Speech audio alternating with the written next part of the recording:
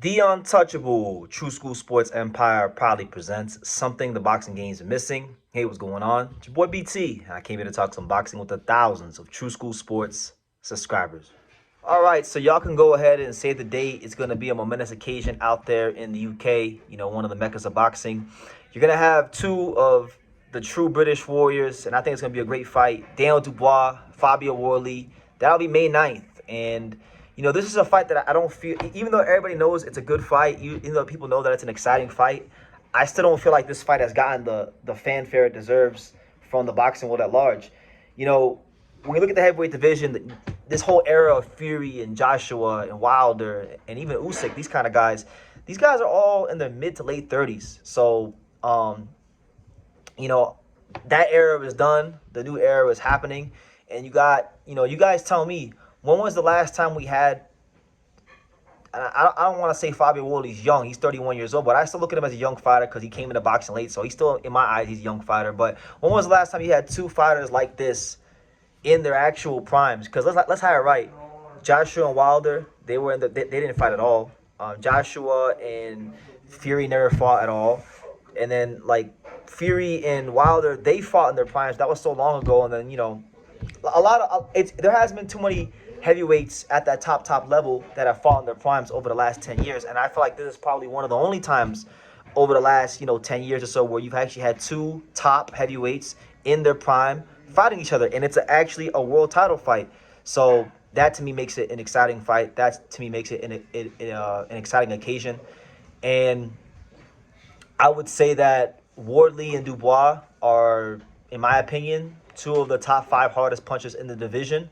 Especially Wardley. I mean, Wardley has definitely proven his punching power to be real in the last couple of fights of his career. He stopped Joseph Parker. He stopped Justice Hooney. He stopped Frazier Clark.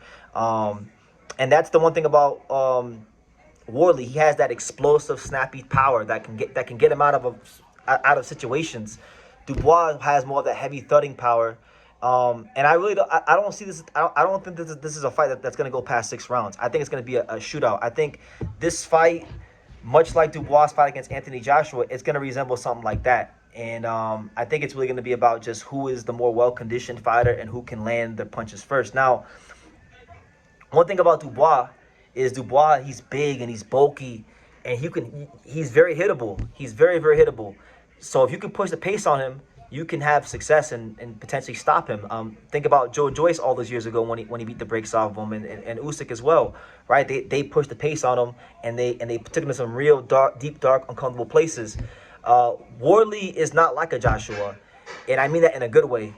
Joshua is a big 6'6" lumbering heavyweight that Dubois could fight his pace against. That's not Fabio Wardley. Fabio Wardley fights in very explosive bursts. Fabio Wardley has probably, I would say, some of the best one-punch knockout power in the division. And that's where Dubois, I think, in this fight, he's going to have to fight a more mature fight. He's going to have to stay a bit longer and more professional. He's going to have to actually, keep this guy on the end of his punches, because if he doesn't, if he's not careful, if he's at the mid-range, if he lets Fabio Wardley get off 3, 4, 5 punches at a time, then he's going to find himself on the wrong end of this fight very, very quickly. So I love this fight. I think the winner of this fight, I mean, Dubois already had 2 cracks at Usyk, so I don't really want to see a third Usyk fight. But if he was to beat Fabio Wardley, he'd have a case.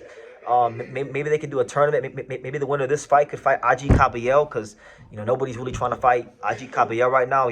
Even though Kabayel in Germany sells a lot of tickets, guys are still not running to fight him, even though he's proven to be a commercial draw. So I would like to see the winner of this fight maybe Kabayel, and then the winner of that fight could fight Usyk. Because really, Usyk, I don't like what he's doing right now. He's fighting Rico Verhoeven, who's a kickboxer, who I respect to him. I'm sure he's great in kickboxing, but he's not a top level, upper echelon contender or champion or anything like that. And I want to see Usyk still continue to fight the best.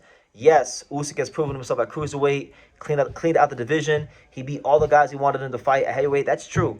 But with great power comes great responsibility. And if you want to be champion, then go fight other top contenders and champions and things like that. Don't be fighting these kickboxers and things like that. Like Rico Verhoeven is not a legitimate top level upper echelon fighter. So yeah, the winner of this fight should fight IG Caballo, and then they can go fight Usyk, and that's kind of how I see it. But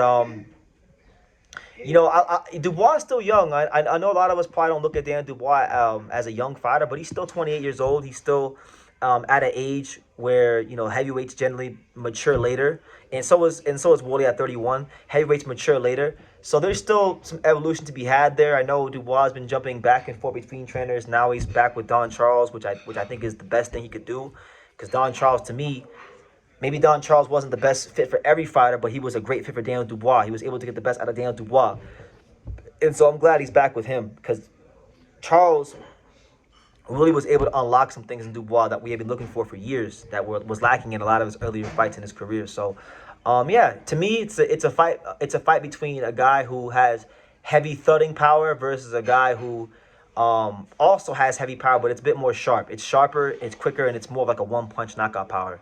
So I think in this fight, you're gonna get a lot of exchanges. You're gonna get another great British heavyweight shootout, and expect it to be nothing but fireworks. And the winner of this fight, we'll have a case to fight Usyk. But I think the winner of this fight should definitely go see IG Caballo, because IG Caballo has been proving himself in the division. He's the WBC interim champion. And yeah, so I'll leave it at that, guys. You can let me know what you think. This will be May 9th. So I know Angelo Leo's fighting Rice Lim at night. This fight will be in the daytime. So May 9th, it's gonna be an action-packed day for boxing, and this will be a fight that I definitely tune in to watch and pay attention to, because I'm a big fan of Daniel Dubois, and I'm a big fan of Fabio Wardley and what they brought to the game of heavyweight boxing. And the fact that we're getting this matchup, I think, is a great thing for the division, because like I said, even with this whole Joshua Fury, Wilder, Usyk era, we didn't get to see a lot of those guys fight each other in their primes. At least in this case, we get to see two heavyweights that can really, really punch, that are still right there towards the peak of their powers. And how could you hate that? How could you go against that? If I gotta pick somebody to win this fight, I'll lean slightly towards Wardley. Which is crazy, because Wardley doesn't have the experience Dubois has. But Wardley, what I can say about him is that he's a natural fighter. Sure, he didn't have all the amateur pedigree, but he's a natural fighter. I think he's the bigger puncher. I think he's the more well-conditioned fighter. And I think if they get into exchanges and Dubois fails to keep himself long in this fight, I think Wardley winds up handling business here and continuing this Cinderella story he's had. But what do you guys think? Leave your comments down below. Make sure you guys take the time to subscribe. And like I say in every single one of these videos, you can love me or you can hate me, but I'm just a kid from Dang It. So until next time, take care, guys. You want to say hello? Say hello. Can you say hi, Boxing World? Hi, Boxing World. Can you say True School Sports? Truth? Oh. Can you say True School Sports? Say True School Sports. Can you say The Untouchable? Can you say The Home of Boxing? The Home of Boxing.